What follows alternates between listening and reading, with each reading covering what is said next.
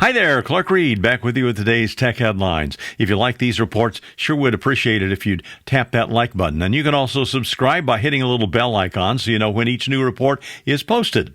It's an open secret that Apple's Apple Intelligence-powered Siri is way behind other AI large language models. It's already been delayed substantially.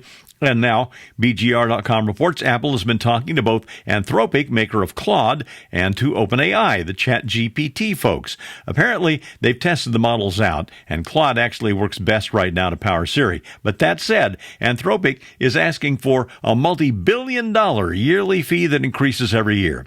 This demand for such a princely price has Apple also talking to OpenAI, of course, which is already usable with Siri, albeit after going through some extra steps of approving using it and having some data leave Apple's private cloud servers. It'll probably help Apple's cause if they get a deal on one of these or the other in place by September so they can tout the more muscular Siri on the new iPhones coming out then.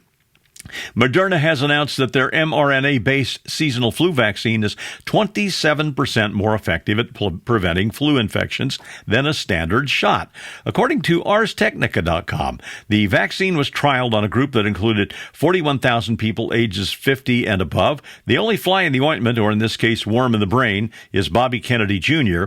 He previously announced that, quote, all new vaccines would be required to go through placebo-controlled trials. That means the participants in a trial who are not given an experimental vaccine must be given an inert placebo rather than an already approved vaccine from a competitive group, as was the case with the new trial with the mRNA 1010. The known anti-vaxxer now in charge of Health and Human Services seems pretty intent on blocking all vaccines so he can, as one meme said, so people can die like serfs from the Middle Ages.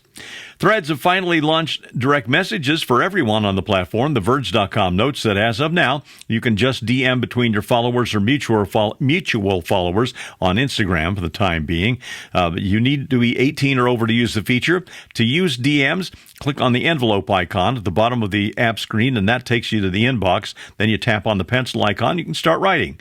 Moving forward, Threads plans to roll out the ability to choose who you can send messages to, including people who don't follow you on Threads and Instagram.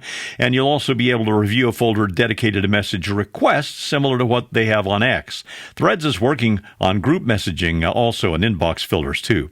A big warning, Threads will not support end-to-end encryption. If that puts you off, head over to Facebook Messenger. It has end-to-end. Well, the big beautiful bill, or big ugly bill, depending on your politics, is out of the Senate, back to the House, and TechWrench.com reports the senators did cut the so-called AI moratorium. That was a clause that would have banned states from regulating artificial intelligence for 10 years.